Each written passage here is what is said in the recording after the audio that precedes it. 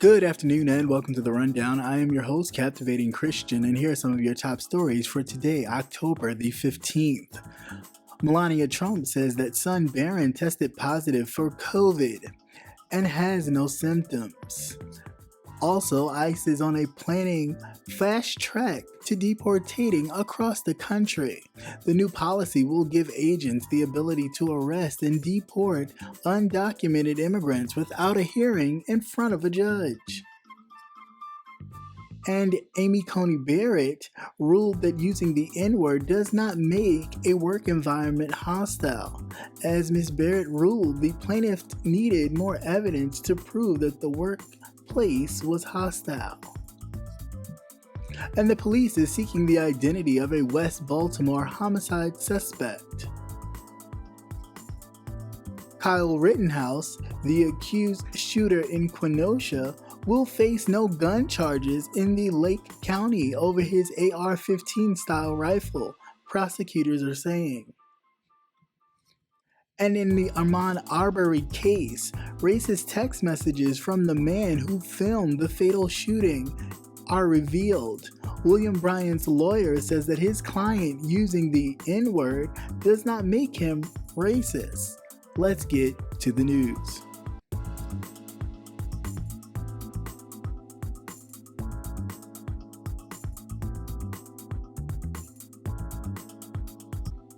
Melania Trump said on Wednesday that after an initial negative test, 14-year-old Barron Trump tested positive for COVID-19.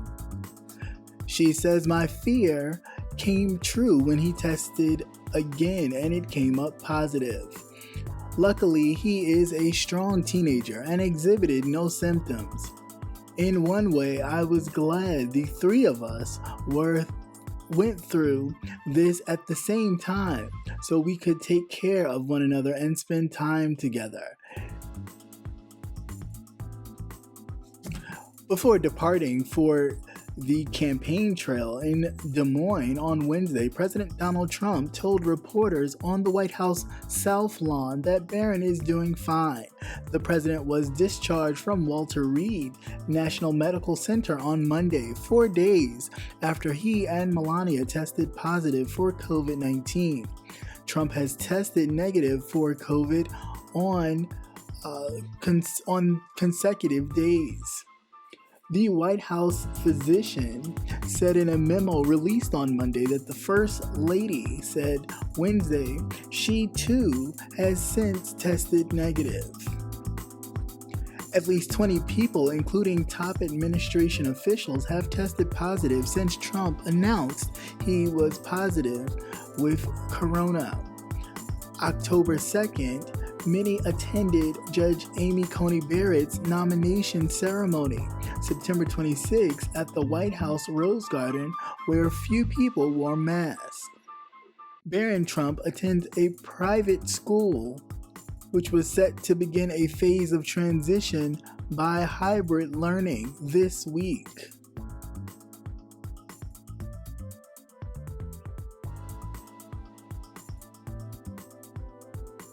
Welcome back to the Rundown. I am your host once again, Captivating Christian, and this is part of the segment where I just give my personal renditions on the news of this afternoon. Alright, so let's get through the house business first, and welcome to all new subscribers and new watchers of the channel. Hopefully you like, share, subscribe. Also hit that notification bell so you never miss another update or anything that's going on here at Cap Hill. Alright, and to my subscribers, those of you in the chat, my state reps, of course, welcome. As always, I look forward to hearing from all of you, and let's have some fun and dig right in, shall we? Alright, let's get started. So our first story of this afternoon is, of course, about the first kid, well, one of them anyway. Barron Trump has just tested positive for COVID-19. Yeah, that's right. the president's youngest son has tested positive for coronavirus, and yeah, I don't know how to feel about that. At this point, I just feel like, it's of course a sad thing because he's still a child, and he doesn't really have anything to do with the fact that his father is a total. Retard alert! Retard alert! I mean, although he could look a little questionable, but we're not going to talk about children today. Just to say that I think personally, and this is just my personal thoughts, that they are now, once before when it was, as the president would like to say, that it was fake news, right? Now, all of a sudden, we're going to use this fake news in order to try and garner votes and gain sympathy of the people, right? Because, like I said before, he was always talking about how it was fake news. Always fake news. This and that is fake news. However, now we actually have it that his son has it. So now you want everybody to, of course, be sympathetic and feel sympathy, but is that going to garner you votes for this upcoming election? Oh, hell no! I don't think so. I think right about now you have done enough. People just want you to go away as quick as possible. We had enough of the... Now we just need you to... because eventually what will happen is just one of my favorite things that I hope happens pretty soon, and that would be... Stop it. Get some help. Yeah, because enough is enough. I think we're fed up, and if you don't get help, then basically what will happen is just this. But in all seriousness, enough about the man's father. I do hope that Barron does have a speedy recovery, but it also sheds some light in the fact that Donald Trump would always say, oh, young people don't get it, young people don't get it. And to have a teenager, let alone your son, be infected with coronavirus, it is definitely making you look like you have egg on your face. So maybe you should just... and stop, being... Why you being a big cat for? Stop being a big cat. You might want to try it. Just maybe.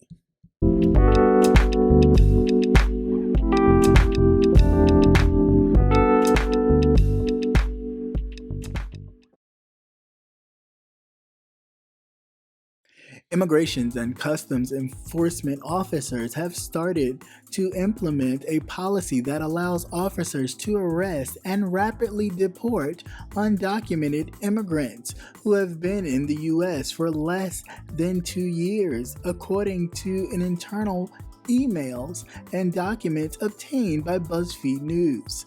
The Trump administration's efforts to The Trump administration's effort to expand quick deportation to undocumented immigrants across the U.S. who cannot prove that they have been in the country continuously for 2 years before they are picked up was blocked by a federal court judge soon after the policy was first announced back in 2019. But in June, the Court of Appeals of the District of Columbia's circuit lifted the preliminary injunction, opening the door for ICE officers to use expediential removal across the country, a policy that will allow the agency to arrest and deport undocumented immigrants without a hearing in front of an immigration judge. Currently, officers typically arrest immigrants and place them into deportation proceedings. These include a hearing before an immigration judge and a process that can take years. In practical terms, the expansion of the policy gives ICE officers more power to determine who can be quickly deported, although it is unclear exactly how fast the process will be. So it looks like there is some drama still dealing with deportations. So, of course, this whole time, the Trump administration has been trying to deport illegal immigrants, basically black and brown illegal immigrants, of course, secretly. And they've always been getting stopped by the federal judges, saying it's unconstitutional to deport them without having a hearing, right? But they have found a loophole, of course, because Turkey Neck Mitch McConnell has been whipping up all of these federal judges and throwing them into the courts, into the lower courts, while you didn't notice all this that was going on. But it has been going on for some time. So now they have worked out a little plan to where in which they will now be able to deport illegal immigrants once they are detained by the police without a trial. Oh, hell no! Yep, that's right. Without a trial. So without going before an immigration judge and going through that process through immigration, which would sometimes take years or months before the deportation process happens. This will be a straight fast track that if they capture them and they cannot prove that they've been here for 2 years legally, then they are getting shipped back to wherever they came from. Now, I have no idea what this will do. I'm sure this will create more underground situations where people are hiding out, because nobody wants to be the Gotcha, bitch! nobody wants to get caught that way. So I guess everybody will kind of like hide out or hide away from all of this. But it's just really, it's really crazy. Granted, we do have things in process, because even though these people may be illegal immigrants, they are still in the United States. And as our Constitution states, I guess, in a sense, that people are still, the Bill of Rights rather, that people are still protected under United States law, regardless if they're immigrants or not. So the fact that we're just going to bypass that and totally go straight for the gusto and just ripping people out of the country, I think is purely just straight trash. But needless to say, it's nothing that I'm not surprised by this administration, because they will keep tearing at something until they get their way, almost like a little kid pouting. But it looks like they will be able to do this at least for a few months, even if Donald Trump happens to lose the election. So basically, to my fellow immigrants that are black and brown and you don't really have papers, I would suggest this few little songs. Fuck this shit, I'm out. Fuck this shit, I'm out. No thanks, don't matter. Come on, man.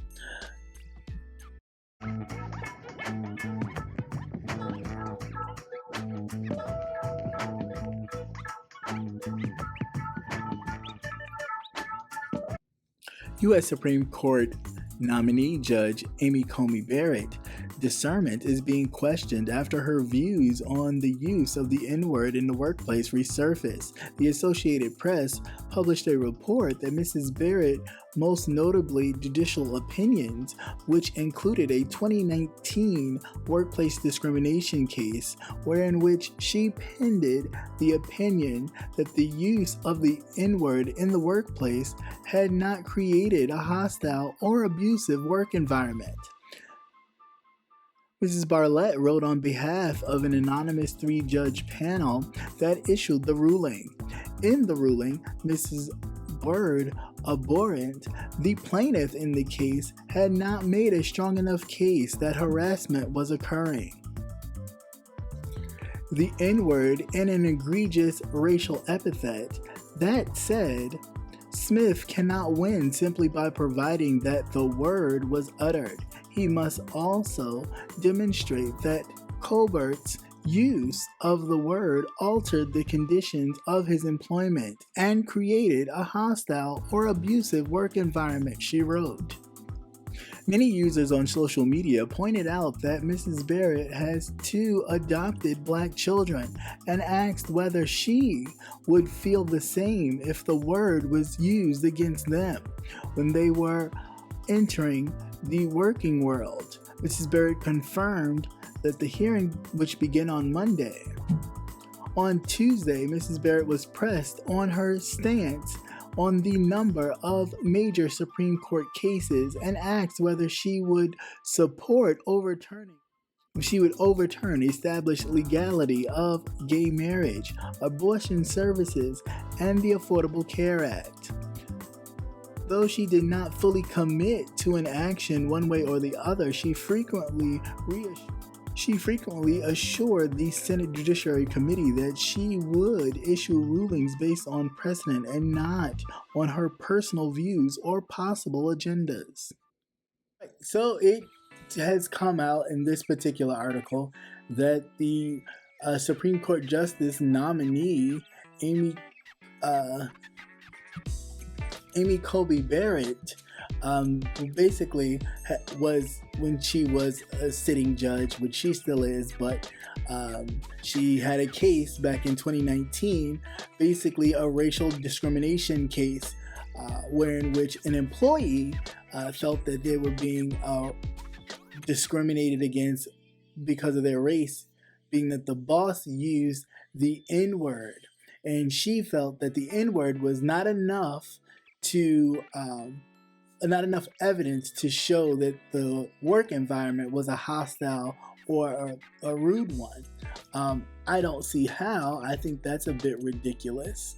I think it's basically just a setup for Execute Order 66. Because how could one not see that that any work environment in which racial epithets are being used that are clearly race-driven, clearly have been the cause of millions of Americans to lose their lives, to get arrested, all kinds of stuff, if you knew anything about your history. And then on top of that, that you have children of color. Oh, hell no! That you couldn't even understand the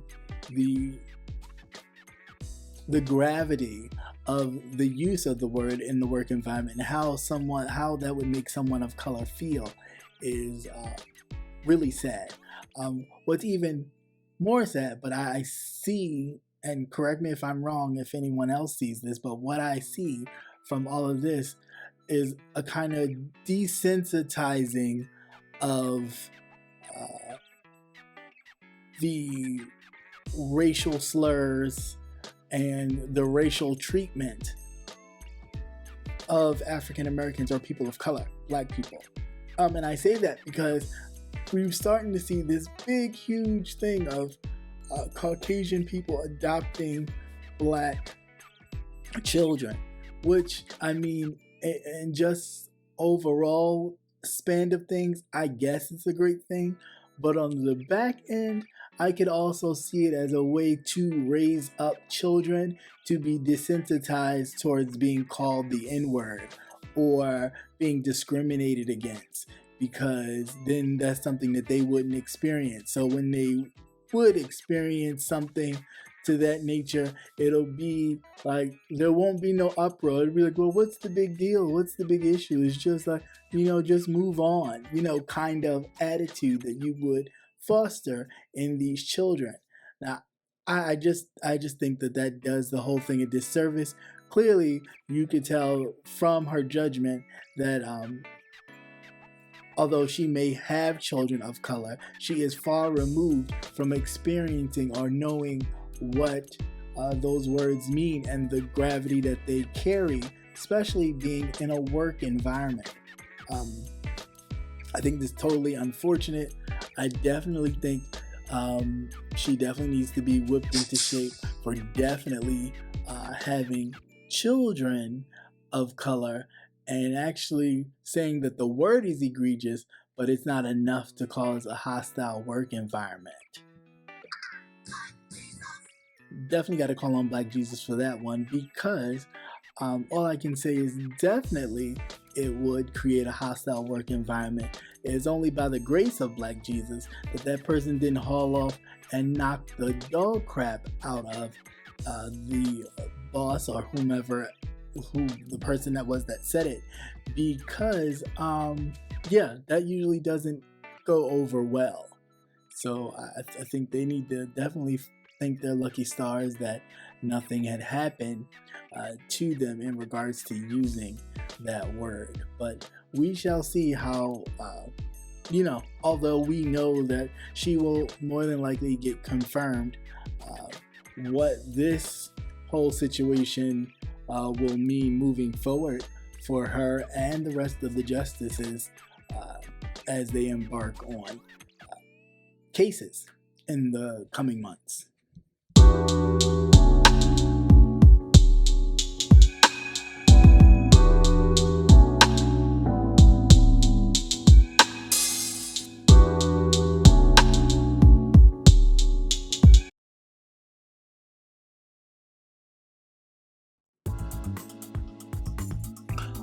Police in Baltimore are asking for your help identifying a suspect in a deadly shooting in West Baltimore late Sunday morning. The shooting happened just before noon on the 600 block of Cumberland Street. Officers patrolling the area heard gunshots and found 27-year-old Lamont Clifford Randall with multiple gunshot wounds. Randall was taken to an area hospital where he was pronounced dead. Police said that the suspect was captured on surveillance cameras nearby. They're asking for anyone who recognizes him to call them at 410-396-2100. Again, that's 410-396-2100. Or the Metro Crime Stoppers line, which is 1-866-7-LOCK-UP. Again, that Metro Crime Stoppers number is 1-866-7-LOCK-UP.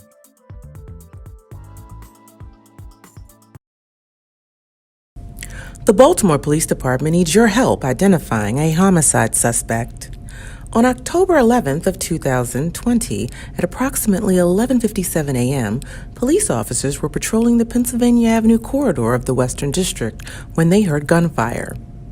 Officers canvassed the area and discovered the victim, 27-year-old Lamont Clifton Randall, in the 600 block of Cumberland Street, suffering from gunshot wounds. Mr. Randall was rushed to an area hospital and pronounced dead shortly after arrival. Homicide investigators located surveillance footage that captured video of the suspect. The suspect is an African-American male with a stocky build, wearing all gray clothing and light blue sneakers. Anyone with information about this homicide investigation or the identity of the suspect is urged to contact homicide detectives at 410-396-2100. Those who wish to remain anonymous should utilize the Metro Crime Stoppers tip line at 1-866-7-LOCK-UP. Tipsters with smartphone access can submit tips anonymously by visiting the Metro Crime Stoppers of Maryland website.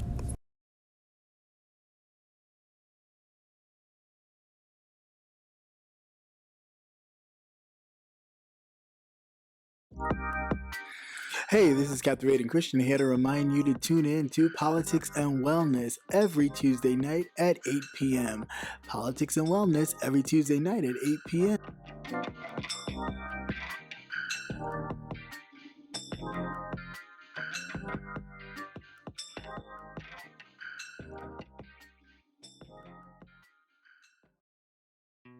All right, and we have some unfortunate news. There's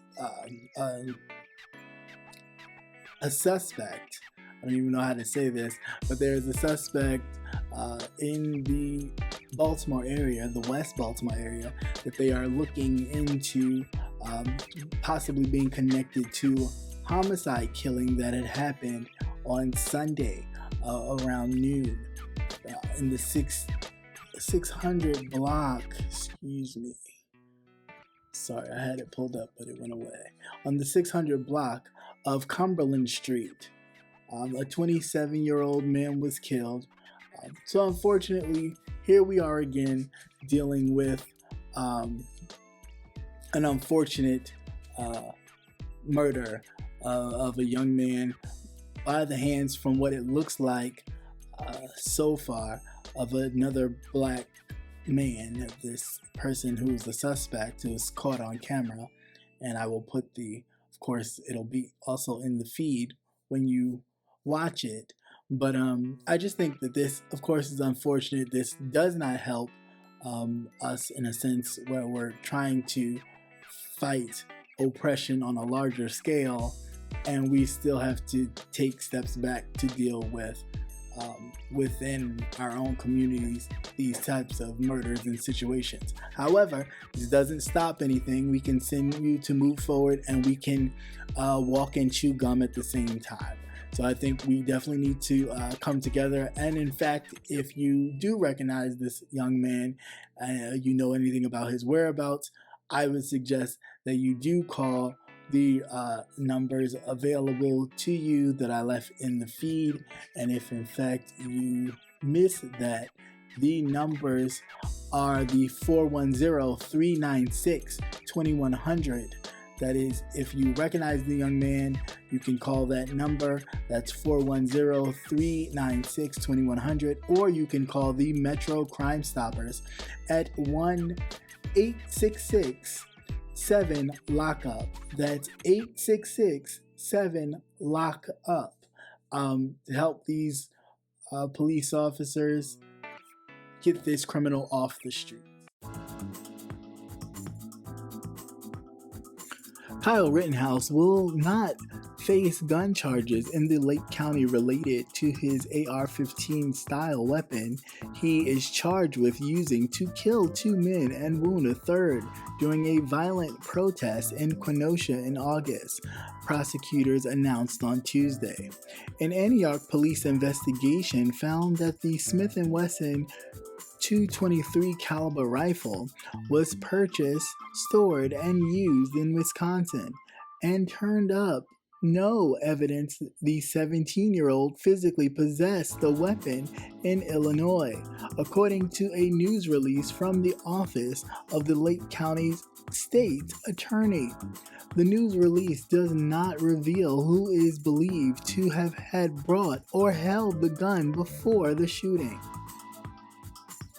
The Antioch team, however, still faces a gun charge in Wisconsin, as Kenosha County prosecutors have charged him with possession of a dangerous weapon by a person under 18, a misdemeanor.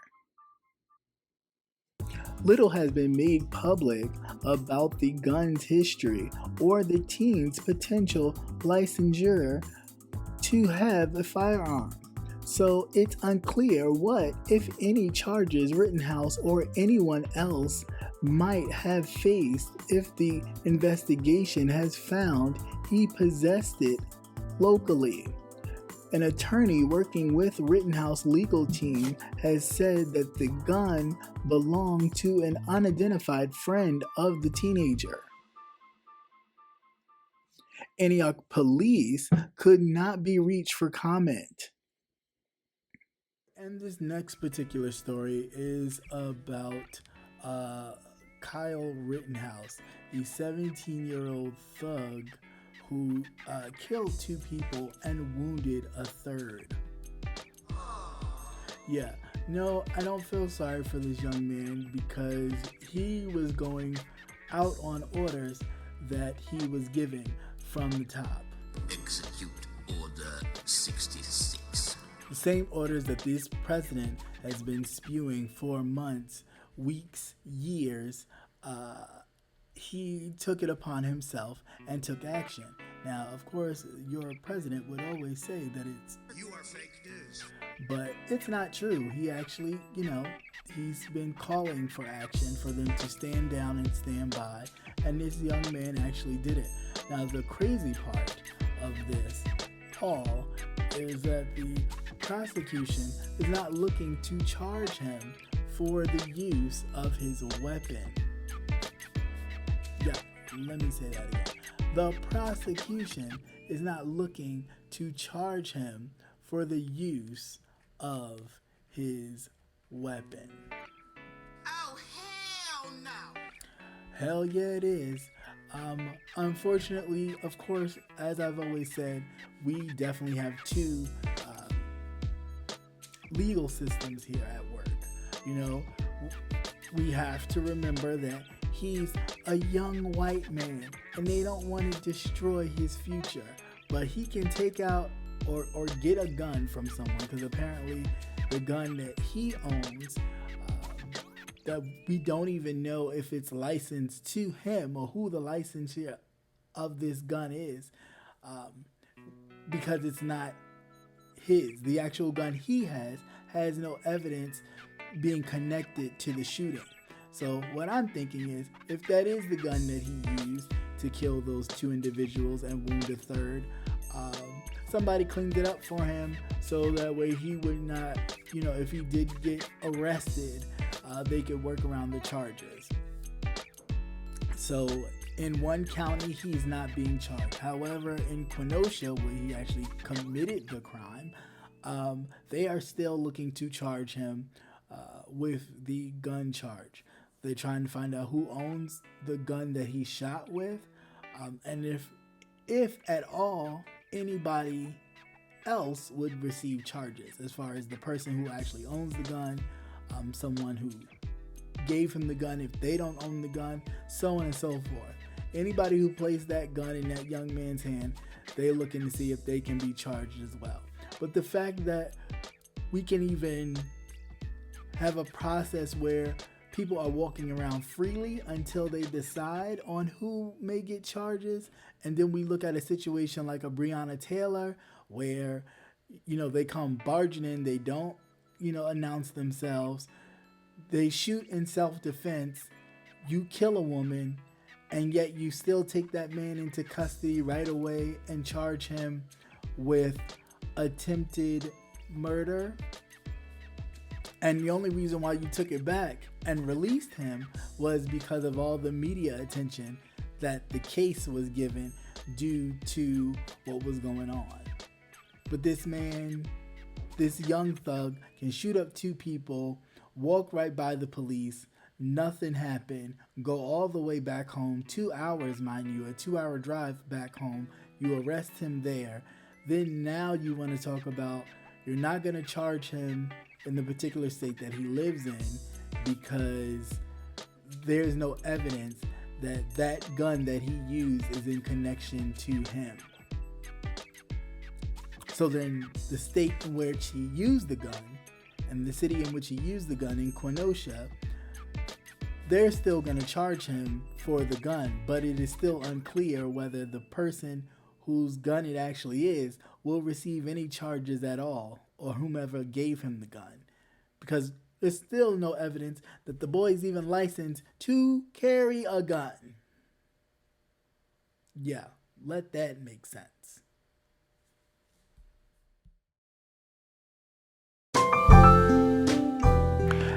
And be sure to join Jay Wilson, Rebel Son, The Official Kingpin, Conscious TV, and Captivating Christian this and every Thursday at 6:45 Central Standard Time, 7:45 Eastern Standard Time for the Gentleman's Panel, where we are not afraid to go there and discuss an array of topics. See you there.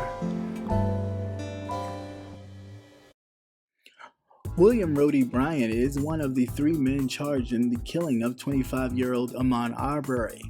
Bryan, who filmed the shooting and is also being investigated for sex crimes, is maintaining he did nothing wrong, but now his racist texts have surfaced. On October 10th, an episode of 48 Hours aired that focused on Ahmaud Arbery and the revealed prosecutor. On October 10th, an episode of 48 Hours aired and focused on Arbery and revealed prosecutors notified the court 2 weeks ago that they intend to introduce trial evidence of past racial slurs investigators found on Roddy Bryant's phone, according to CBS. The text sent to Roddy Bryant's phone on A text sent on Roddy Bryant's phone on January 20th, Martin Luther King Day, reads, "I bet y'all are truly having a monkey parade over there." There are also multiple pages of him using N-words. NBC News correspondent reported Bryant's lawyer said using the N-word does not make him racist.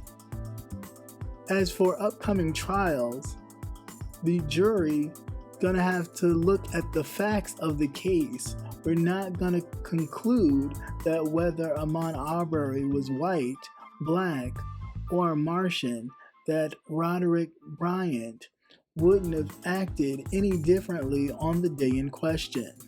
Racist text from Gregory and Travis McMichaels, the father and son who followed Ahmaud Arbery while jogging on the Brunswick, Georgia, have also surfaced, according to the Atlanta Journal-Constitution. Court filings claim that Travis posted a racial highway video on Facebook. This next case, dealing with, of course, the murderers of Ahmaud Arbery. Oh, hell no! Yes, and I say murderers because I believe they all played a part in this young man's murder. First, of course, we have the father and son duo who was actually the ones caught on video shooting Ahmaud Arbery, right? And then we have now new evidence of the man who taped the whole situation that many of Americans got to see.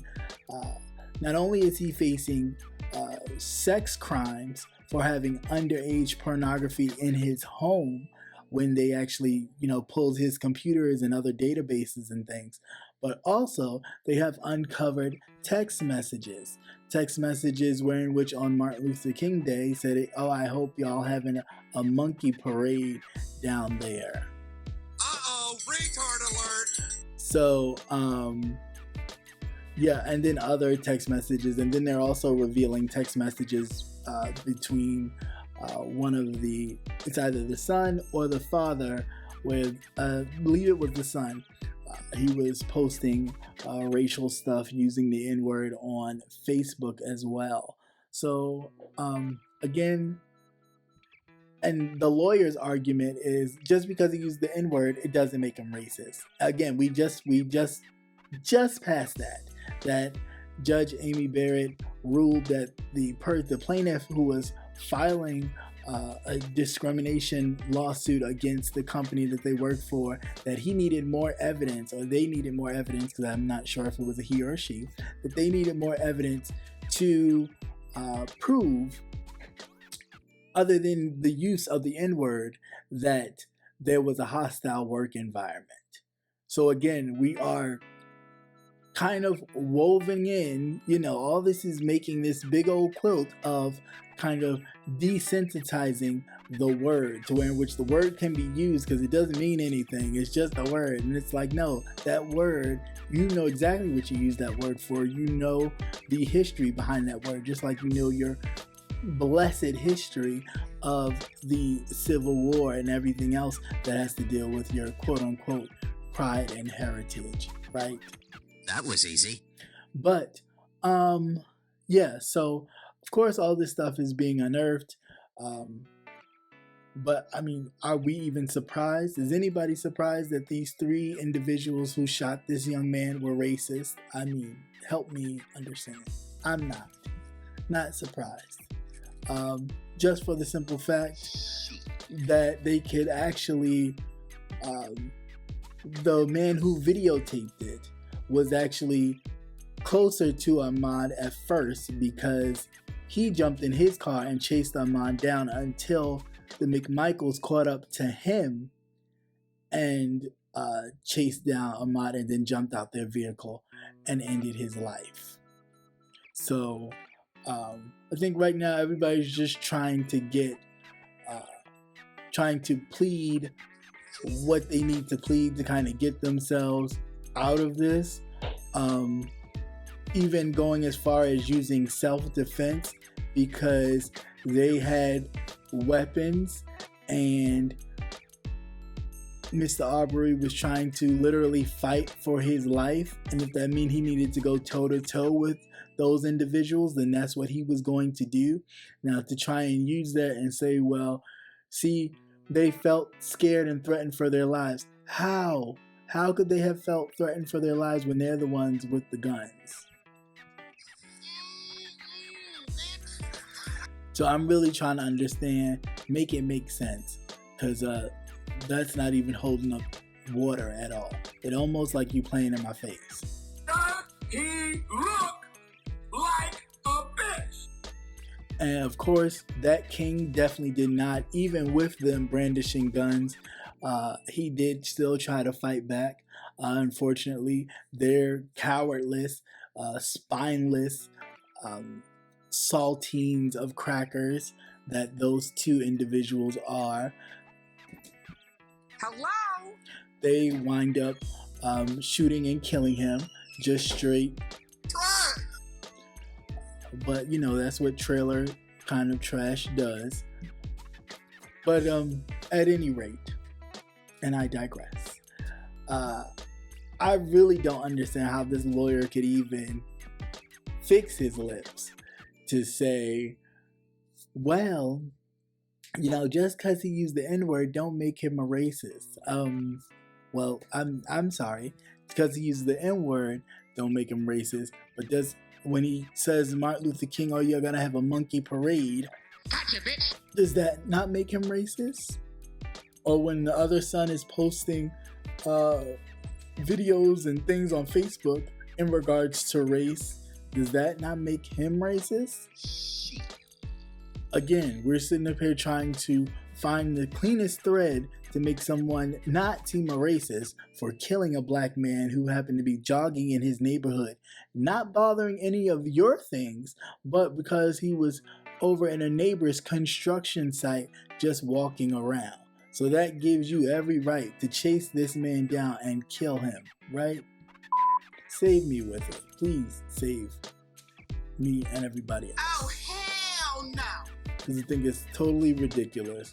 And again, we are being kind of spoon-fed this BS of people committing these harness egregious acts towards us, and we are supposed to just take it and think of it like, oh, you know, oh well. And it's like, enough already. What more do you want? Like, enough with the whippings already. Enough with the killing straight in my face and then trying to gloss it over as it, you know, not being that serious. And again, we bear part of that because we do not keep our foot on these people's necks. We are first, we're so angry at first, and then our anger subsides. And once the anger subsides, they're able to do all these kinds of crazy things like change the actual pleas and want lower sentences. Even talking like this with, oh, well, using the N-word doesn't really make you racist. Oh, okay, I'll wait.